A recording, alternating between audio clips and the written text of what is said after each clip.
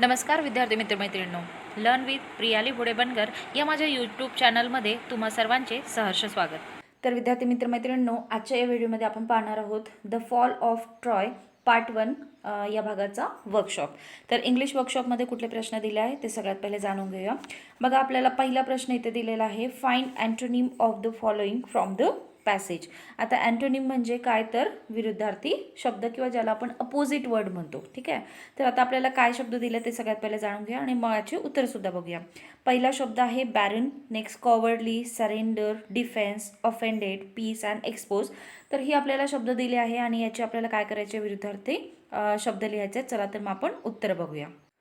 बघा, पहिला शब्द जो आहे बॅरन, ठीक आहे, ज्याचा अर्थ होतो उजाड किंवा नापीक, तर त्याचा अपोजिट वर्ड आपण इथे लिहू शकतो फर्टाईल. नेक्स्ट आहे अफेंडेड आणि त्याचा अपोजिट वर्ड आहे प्लीज. नेक्स्ट कॉवर्डली, त्याचा अँटोनिम आहे ब्रेव. पीस शांतता, अपोजिट वॉर युद्ध. देन सरेंडर म्हणजे शरण आणि त्याचा अपोजिट आहे अटॅक म्हणजे हल्ला. नेक्स्ट एक्सपोज उघड आणि क्लोज म्हणजे बंद असणे किंवा झाकून असणे. देन डिफेन्सलेस अपोजिट किंवा त्याचा आपण अँटोनिम म्हणू शकतो सेफ. तर अशा प्रकारे आपल्याला जे पहिल्या प्रश्नामध्ये राईट द अँटोनिम हा आपल्याला जो प्रश्न दिला होता त्याचं उत्तर आपण बघितलं आहे. आता वळूया, आपला दुसरा प्रश्न जो आहे तो काय दिला आहे.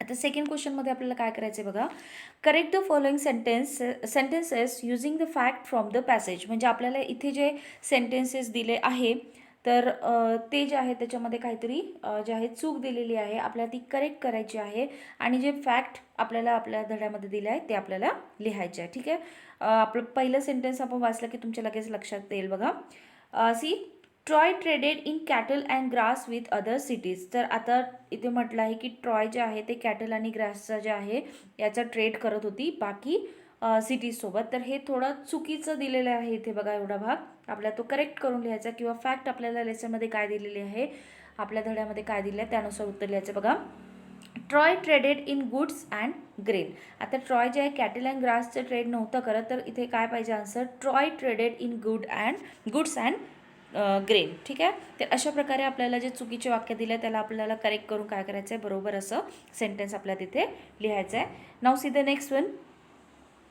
During war Trojan jump over the fort gates and their soldier to fight the enemy. आता इथे असं म्हटलं आहे की ड्युरिंग वॉर म्हणजे जेव्हा युद्ध चालू होतं तेव्हा ट्रोजन जे आहे jump over the fort gate, आणि ट्रोजननी काय केलं होतं, तर जे त्यांचे गेट होते ते काय केले होते, ओपन केले होते. तर बघा आता त्याचं करेक्ट आन्सर कसं लिहू, during war trojans would close the door of the fort. आता त्यांनी काय केलं होतं की युद्धादरम्यान त्यांनी त्यांचे जे गेट आहे ते बंद करून ठेवले होते. Okay, now see the next sentence जे आपल्याला दिलं आहे. बघा, हेलन एक्सकेप विथ मेनिलस. म्हणजे हेलन जी आहे ती मेनिलस सोबत पळून गेली होती असं इथे म्हटलं आहे. तर इथे हे जे मेनिलस दिलेलं आहे चुकीचं दिलं आहे. बघा, Helen elope with Paris a prince of Troy. तर ती कोणासोबत पळून गेली होती, कोणासोबत इलोप झाली होती, तर पॅरिससोबत, जो की ट्रॉयचा प्रिन्स होता. ठीक आहे, नेक्स्ट बघा, the Greek आर्मीज and heroes always defeated the Trojan. आता द ग्रीक आर्मी आणि हिरोज जे आहे म्हणजे ग्रीकची जी आर्मी आहे किंवा त्यांचे जे योद्धे आहे ते नेहमी काय करत होते, ट्रोजनला डिफीट करत होते. तर हे चुकीचं आहे, कारण दोन्हीकडले जे आहे, दोन्ही आपण म्हणू शकतो की दोन्ही राज्यातले जे हिरोज आणि आर्मी आहे ते एकमेकांना डिफीट करत होत्या. आता मग आपण इथे आन्सर कसं लिहू शकतो. बघा, sometime the Greeks defeated the Trojan and sometimes the Trojan defeated the Greek. म्हणजे काही वेळा जे आहे ग्रीक ट्रोजनला हरवत होते आणि काही वेळा ट्रोजन जे आहे ते ग्रीकला हरवत होते. अशा प्रकारे आपल्याला इथे उत्तर लिहायचं आहे. नेक्स्ट बघा, बोथ द एनिमीज वर इगर टू कंटिन्यू फायटिंग. आता ज्या दोन्ही एनिमीज होत्या त्यांना काय करायचं होतं, जे फायटिंग आहे, युद्ध जे आहे ते कंटिन्यू करायचं होतं. बघा, आता हे चुकीचं आन्सर इथे दिलेलं आहे. तर दोन्ही जे आहे, दोन्ही ट्रोजन आणि जे ग्रीक आहे दोघींनाही कंटाळा आला होता. ते बघा आन्सर कसं लिहू, both the armies were tired of war. दोन्ही आर्मी जे आहे त्या युद्धाला कंटाळलेल्या होत्या, युद्धापासून थकलेल्या होत्या. The Trojans of being shut in their city ट्रोजनला कशाचा कंटाळा आला होता, तर ते त्यांच्या सिटीमध्ये बंद होते म्हणून. And the Greek of living away from the home, आणि ग्रीक काय होते, आपल्या राजापासून किंवा आपल्या घरापासून दूर होते आणि त्यांना कंटाळा आला होता. Okay, now see the next one. Troy was attack because it was strong rich city. आता ट्रॉयवर हल्ला करण्यात आला कारण की ती स्ट्रॉंग आणि रिच सिटी होती म्हणून. हे देखील आपल्या इथे चुकीचं दिलं आहे बघा. उत्तर कसं लिहू शकतो आपण. Troy was attack because the Greek wanted to take revenge on Troy for the wrong done to their king Menelaus. आता ट्रॉय जो आहे, ट्रॉयवर अटॅक का केला होता ग्रीक लोकांनी, कारण की त्यांना रिवेंज घ्यायचा होता, म्हणजे प्रतिशोध घ्यायचा होता त्यांच्या राजा मेनिलस सोबत जे काही चुकीचं घडलं होतं त्याचा. ठीक आहे, तर अशा प्रकारे आपल्याला इथे काही जे सेंटेन्सेस आहेत ते दिले होते, रॉंग वेने दिले होते आणि आपल्याला ते काय करायचे होते, करेक्ट जे आहे धड्याच्या सहाय्याने करायचे होते आणि ते आपण इथे बघितलं आहे. ठीक आहे, आता आपला पुढला प्रश्न काय ते बघूया. State the counter action for the following action. ठीक आहे, तर बघा आता ॲक्शन आणि काउंटर ॲक्शनबद्दल आपल्याला इथे एक चार्ट दिला आहे, तो आपण जाणून घेऊया. पहिला आपला दिला आहे हेलेन एलोफ विथ पॅरिस. आता त्यावर काउंटर ॲक्शन काय घेतली गेली बघा. The Greek wanted to take revenge on Troy and they sail and laid side to the city of Troy. आता हेलन जी आहे ती पॅरिससोबत पळून आली आणि त्याचं काउंटर ॲक्शन काय घेण्यात आली, तर Greek wanted to take revenge on Troy. आणि मग ग्रीक लोकांना याचा राग आला आणि त्यांनी काय केला, प्रयत्न केला, त्यांची काय इच्छा होती की त्यांना आता ट्रॉयकडनं प्रतिशोध घ्यायचा होता. They sail and let slide side to the city of Troy. आणि म्हणून ते मग काय, सेल म्हणजे काय, समुद्रमार्गाने आले आणि ट्रॉय सिटीच्या बाजूला त्यांनी तळ ठोकला. नेक्स्ट बघा, नेक्स्ट आपल्या इथे दिलं आहे the Greek sail to Troy and attack it. आता ग्रीक जे आहे ते सेल टू ट्रॉय म्हणजे ट्रॉयचं जे शहर आहे तिथे प्रवास करून आले समुद्रमार्गे आणि त्यांनी ट्रॉयवर हल्ला केला. आता त्याचा काउंटर ॲक्शन बघा काय झाली. The Trojan fought hard and the sage continue for 10 long year. आता याचं काउंटर ॲक्शन काय झाली, तर ट्रोजन जे आहे ते सुद्धा खूप चांगल्या प्रकारे लढत होते आणि ही जी युद्ध होतं, हा जो आपण म्हणू शकतो की एकमेकांना जो आहे एकमेकांवर हल्ला करण्याची, एकमेकांशी युद्ध करण्याची जी प्रक्रिया होती किंवा जी एक ॲक्शन होती ती कंटिन्यू झाली. युद्ध जे आहे ते 10 वर्षासाठी चाललं. Okay, see the next one, that is Hector was killed by Achilles. आता हेक्टर जो आहे तो ॲचिलसद्वारे मारला गेला.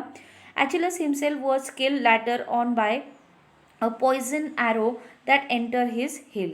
आता हेक्टर जो आहे, ॲचिलसने हेक्टरला मारलं आणि नंतर काय झालं, तर ॲचिलस स्वतःसुद्धा मारला गेला. कशाने, तर a poison arrow that enter his hill.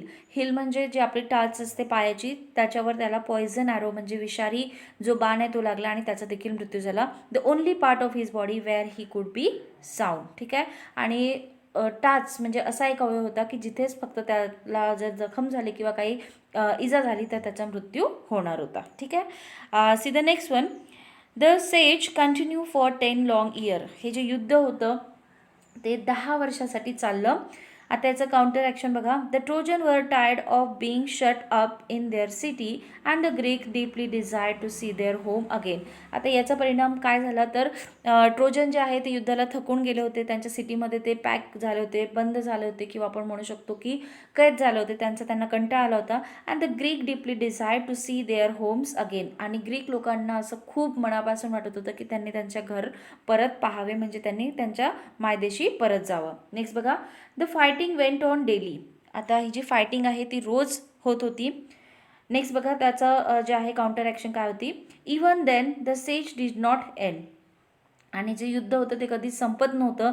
The Greeks could not take the city. On the other hand the Trojan could not force them to sail away back to Greece. आता याचं काय होतं की ही जी फायटिंग आहे ही continue चालली होती आणि Greek जे होते ते सिटीवर जे आहे आपला ताबा मिळवू शकत नव्हते आणि ट्रोजन जे आहे ते ग्रीक लोकांना पळून लावू शकत नव्हते आणि अशा प्रकारे ही जी फायटिंग आहे ही कंटिन्यू जी आहे ती चालतच राहिली. ठीक आहे, तर अशा प्रकारे आपल्याला इथे जो प्रश्न दिला होता त्याचं उत्तर जे आहे ते आपल्या इथे आपण पाहिलं आहे. प्रत्येक आपल्याला ॲक्शन दिली होती आणि त्याची काउंटर ॲक्शन जी आहे ती आपल्याला लिहायची होती, तर ते आपण इथे बघितलेलं आहे. आता वळू आपल्या पुढल्या प्रश्नाकडे. Okay, see the next question number 4. Form either of our 2 Indian epic, find out which battle or war lasted the longest. आपल्याला काय करायचं आहे, इंडियन एपिकमधून जे सगळ्यात लांब किंवा दीर्घकालीन युद्ध जे आहेत ते आपल्याला फाइंड आउट करायचं आहे. Write down about it, its causes, enemy armies, its heroes, its duration and the final outcome. आणि मग त्याबद्दल आपल्याला काय लिहायचं आहे की त्या युद्धाचं कारण काय होतं, एनिमीज कोण कोण होते, म्हणजे शत्रू एकमेकांचे कोण कोण होते, त्या दोन बद्दल आपल्याला लिहायचं आहे. देन इट्स हिरोज, त्यांचे जे शूरवीर योद्धे होते ते, इट्स ड्युरेशन, किती काळ चाललं, आणि फायनल आउटकम म्हणजे शेवटी आउटकम काय झालं. ठीक आहे, तर यामध्ये आपण महाभारत हे जे आहे मोठं आपलं एक युद्ध जे आहे इंडियन मायथॉलॉजीमध्ये, इंडियन इपिकमध्ये, तर त्याबद्दल आपण त्या संदर्भात आपण हे उत्तर लिहिणार आहोत. बघा, सगळ्यात पहिला आपला पॉईंट जो आहे तो आपल्याला कव्हर करायचा आहे, दॅट इज कॉजेस. आता कॉज काय होतं बघा, Kauravas took position of the kingdom of Hastinapur forcibly which rightfully belong to the Pandavas. म्हणजे जे हस्तिनापूर जे होतं ते पांडवांचं होतं आणि कौरवांनी ते घेतलं होतं. And they were not ready to give even in a inch of the land to Pandavas. आणि ते 1 इंच जागासुद्धा पांडवासला द्यायला तयार नव्हते. So it led to the outbreak of the war. आणि म्हणूनच हे युद्ध झालं. ओके, आपला सेकंड पॉईंट होता एनिमी आर्मीज कोण कोण होत्या. तर बघा, एक पहिली जी होती ती होती Kauravas, that is 100 Kauravas brother and many friendly king like Shakuni, then Shalya, Karna et cetera with their armies. आता दुसऱ्या बाजूला कोण होतं बघा, Pandavas, 5 Pandavas, then Kashiraj, then king Drupad, king Virat, then दृश्यम जो होता तो, त्यानंतर एक्सेट्रा अँड देअर आर्मीज, आणि त्यांच्या आर्मीज. आता आपला थर्ड पॉईंट आहे की त्यातील हिरोज कोण कोण होते बघा.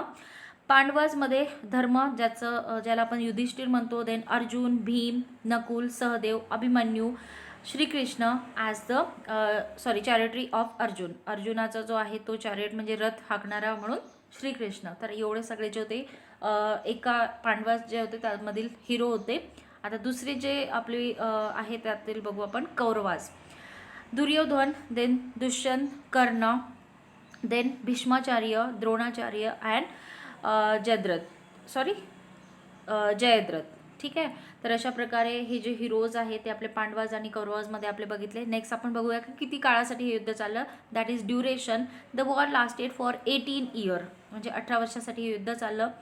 फायनल आउटकम काय होतं, the war ended in victory to Pandavas. All mighty warrior from the Kauravas side except Ashwadhama were killed and it was a complete ruin for them. Pandavas regained the Hastinapur. आणि शेवट काय झालं तर पांडवासला हस्तिनापूर जे आहे ते परत मिळालं. तर अशा प्रकारे आपल्याला एक प्रश्न दिला होता ज्यामध्ये आपल्याला काय करायचं होतं, इंडियन इपिकच्या आधारे आपल्याला हे जे पॉईंट आहे ते कव्हर करायचे होते, त्याबद्दल आपण माहिती लिहिली आहे. नेक्स्ट बघा, लँग्वेज स्टडीमध्ये आपल्याला काय दिलं आहे, underline the subject in the following sentence. आपल्याला हे सेंटेन्स दिले होते आणि यातील सब्जेक्ट जे आहे ते अंडरलाईन करायचे होते. मी ऑलरेडी इथे हायलायटेड दिला आहे. Paris had brought her to Troy, यातील पॅरिस हा सब्जेक्ट आहे. The Greeks waited to take revenge on Troy, यातील ग्रीक्स हे जे आहे सब्जेक्ट आहे. Then the Greek army sail to Troy, यातील सुद्धा द ग्रीक हे जे आहे हे सब्जेक्ट आहे. Next the Trojans too fought hard, हे सब्जेक्ट आहे. And the fighting went on. ठीक आहे, आता यातील द फायटिंग हे जे आहे ING फॉर्म असलेलं इथे आपलं सब्जेक्ट आहे. ओके, आता नेक्स्ट क्वेश्चन बघा इथे काय दिलेलं आहे. Here we see that ING form of the verb fight is use as a subject in the fighting went on and its does the work of noun. ठीक आहे, तर इथे ING फॉर्म असलेला जो आहे तो सब्जेक्ट म्हणून आपण इथे ग्राह्य धरले आहे. Wien the ING form of the verb is use as a noun it is non as the gerund or the verbal noun. आता अशा प्रकारे जेव्हा ING फॉर्म जो आहे यूज केला जातो त्याला आपण जिरंड किंवा वर्बल नाउनसुद्धा म्हणतो. आता बघा, read the following example of the gerund. आता जिरंडची इथे काही आपल्याला एक्झाम्पल दिलं आहे ते आपण बघूया. Gardening is an art, I enjoy reading poem, cooking is science, I like reading more than writing. आणि मग यावरच आधारित आपल्याला एक प्रश्न दिला आहे बघा. Rewrite the above sentences using the appropriate gerund in place of the ones given here. आता आपल्याला वर जसे जिरंडचा यूज केलेले सेंटेन्स दिले आहे त्याचसारखे आपल्याला काही सेंटेन्स जे आहे या प्रश्नामध्ये लिहायला लावलेले आहे आणि त्याचे जे उत्तर आहे ते मी इथे तुम्हाला वाचून दाखवते. इथे दिलेलं आहे बघा. जसं आपलं पहिलं सेंटेन्स होतं गार्डनिंग इज अन आर्ट, त्याचप्रमाणे आपण दुसरं जे आहे त्याचं या प्रश्नासाठीचं उत्तर लिहिलं आहे बघा. Cutting paper is an art, I enjoy reading poem, I enjoy listening music, cooking is a science, dancing is a hobby, I like reading more than writing, I like driving more than fighting. ठीक आहे. तर अशा प्रकारे आपल्याला जे शेवटच्या प्रश्नामध्ये याची मिळते जुळते जे आहे जिरण फॉर्म चेंज करून आपल्याला जे वाक्य लिहायला सांगितलं होते ते देखील आपण याचे उत्तर इथे बघितले आहे. आणि आपला जो वर्कशॉप होता पार्ट 1चा तो इथे जो आहे पूर्ण संपलेला आहे. लवकरच भेटूया आपल्या पुढील व्हिडिओमध्ये, ज्यात आपण बघूया पार्ट 2चा वर्कशॉप. या प्रश्नासंबंधी जर तुमच्या काही क्वेरीज असतील, काही प्रश्न असतील तर कमेंट बॉक्समध्ये नक्की कमेंट्स करा. व्हिडिओ आवडल्यास तुमच्या मित्रांना शेअर करा, जेणेकरून या व्हिडिओचा उपयोग इतरही विद्यार्थ्यांना घेता येईल. आणि माझे जे अपकमिंग व्हिडिओज आहे, नेक्स्ट व्हिडिओज आहे, त्याचे टाइमली नोटिफिकेशन मिळवण्यासाठी माझ्या चॅनलला सबस्क्राईब नक्की करा. थँक्यू.